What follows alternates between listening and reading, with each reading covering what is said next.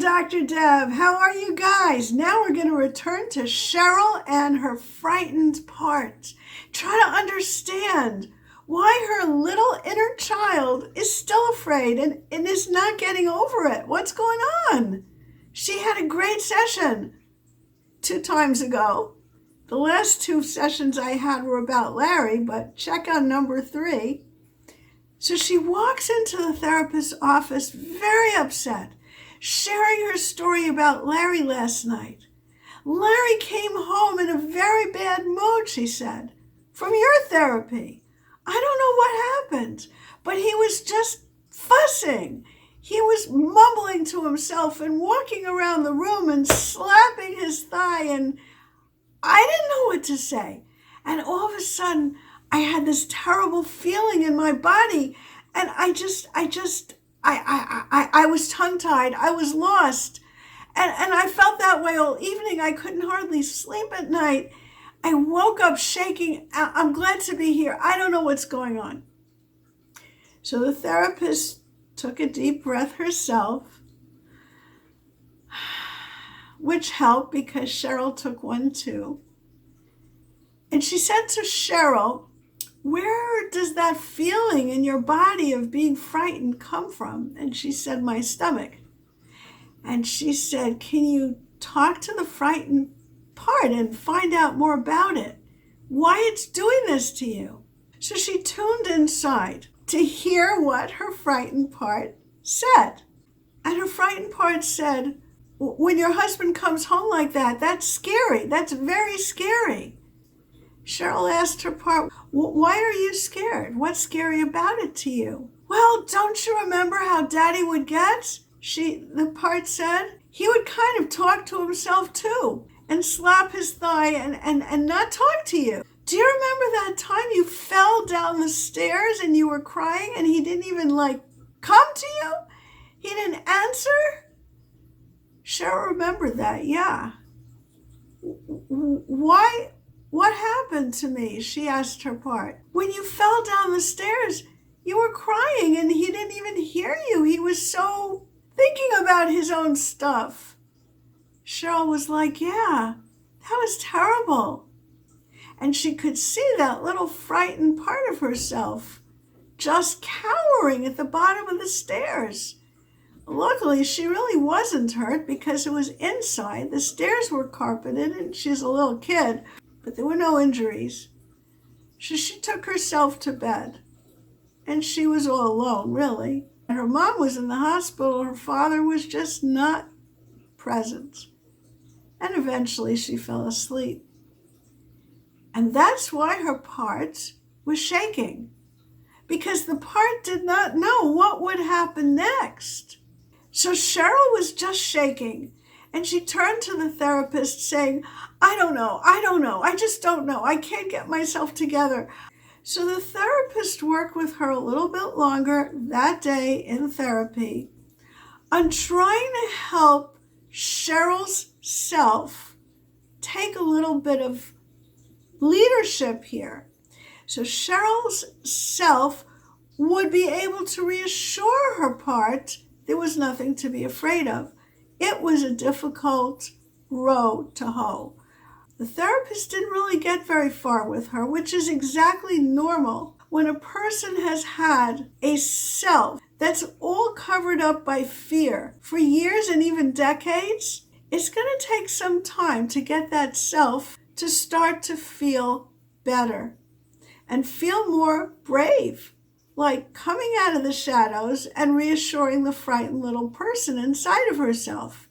And so the therapist asked Cheryl to just breathe and think of some things that she had done in the last week that were successful at mapping her own path. And the therapist wanted to let the frightened part know that she, the therapist, knew things would get better. The frightened part wanted to know why. How did she know that? And the therapist just smiled. And she said, well, that's the way it always is. It works out just like that. Things do get better because little by little, Cheryl will become less afraid of who she really is and she can reassure you. But right now, I know you're not ready to hear that, and that's okay.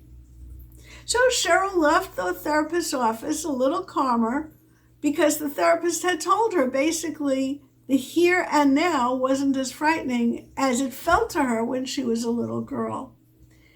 So note to my audience, this is a normal example of a person becoming triggered and that taking them to the past, where in the past there was something to be frightened of. But that frightened part of her was triggered because her husband's upsetness just triggered the same kind of behavior that she'd seen in her father, and it had a physiological reaction on her. Her body felt it. That's why Bessel van der Kolk wrote the book, The Body Keeps the Score. So let's cut back to Cheryl now. Cheryl goes home shaky. She's not as upset as she was when she came in, but she has no self-assurance at all. That experience she had 3 weeks ago with the therapist's office, calming her little inner child, seems to have worn off. And she probably doesn't remember how to get into a place where she even has the fortitude to calm her inner child. So Larry comes home and Cheryl is shaking a little bit. Not as bad as she was in the therapist's office, but she doesn't know what's going to happen. And Larry comes in the door. He kind of slams it. He's not in a great place yet, because a person like Larry will take a lot of time to get to a great place. And he slams the door and he kind of storms off and he says, "What's for dinner?" Cheryl didn't have a clue what was for dinner because she hadn't been home lately. She was just at the therapist's office, and before that she had errands. Before that she had work, and she hadn't made anything. So she said to him, "Well, what would you like to do?" And he said, "I'll take you out." And she was, "Oh, okay, that sounds good. Let's go out to eat." They went out to eat and they didn't talk about anything. They can't. They're unable to. They want so hard to be normal, but they can't. They don't know how. They don't know what to say. And it's really frustrating. But Cheryl started to calm down, because if you're sitting opposite somebody at the table and every once in a while they look at you, that eye contact helps a lot. So that little frightened part that was inside of her started to calm down.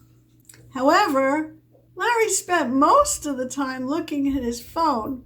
So in between moments that she felt a little bit calmer when he looked at her, that queasy, nervous sense in her stomach would come back when he didn't. That's her fear of abandonment coming up again.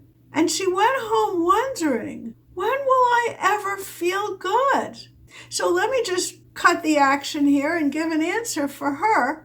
For you guys, when the parts of her that are frightened no longer feel a doubt that she can handle them and she can handle the world and she can protect them and herself from the world, when they feel that security, that she can do this, that she can stand up for herself so that he and she are engaged, the one thing she did not ever have with her father till the day he died, then she has earned the trust of the frightened part.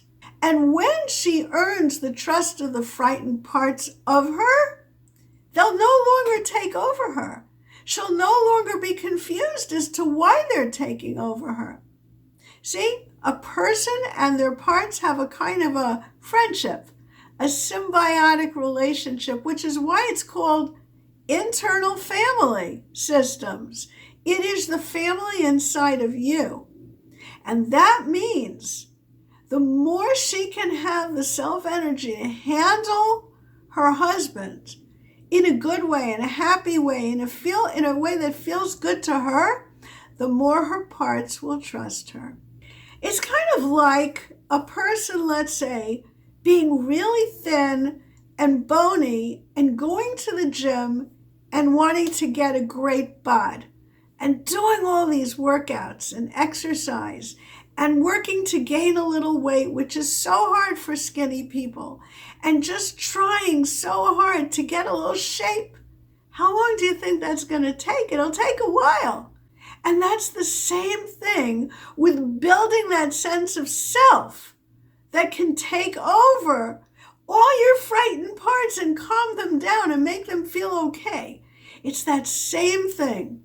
The more you work on noticing that you have a self and exercising its prerogatives to be who you are and follow your own inner guidance of what you want to say and express yourself with a sense of self-empowerment, the more it does that, the less those frightened parts will come up.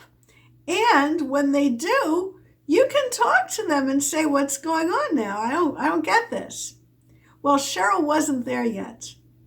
But let's fast forward the whole scene a number of months. She comes into therapy. She tells her therapist something very strange. Larry didn't come home last night. Now, Larry's supposedly been in therapy himself all this time. He didn't come home and he didn't call. And she didn't know what to do because she called him and he didn't respond. And so she was excited and she was upset. It was not a good feeling. This whole abandonment thing that she'd been so afraid of actually seems to have happened. So the therapist had her breathe and quiet herself physiologically and asked that frightened part to explain to her why it was frightened. And the little girl inside her said, well, I'm afraid that your husband, Larry, is not coming back. And she said, look, let's say that were true. Do you and I get along? And the little girl said, yeah, we get along. And she said, can we make it? Can I take care of you if something happened? And the little girl said, yeah. And she said, we're going to be okay. This is going to be fine. You and I are going to make it. And she turned to the therapist and she said, I can't even imagine that I would have been able to say that before. I don't know what happened to my husband, but I'm going to make it. I'm going to be okay. She said this with a sense of surprise and pleasure. She was proud of herself.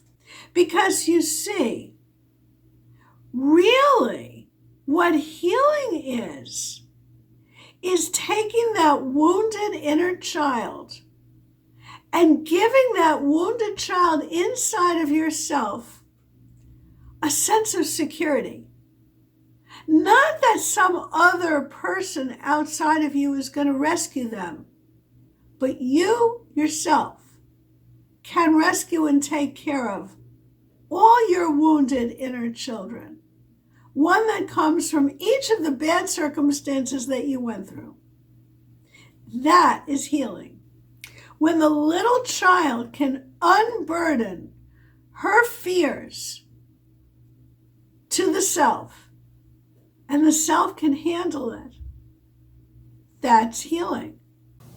Hey guys, like, comment, subscribe, get notifications, but please do something for yourself. Watch my webinar where I take a deep dive into what I consider to be the only and best method of healing old trauma and new trauma that's going on in your life today.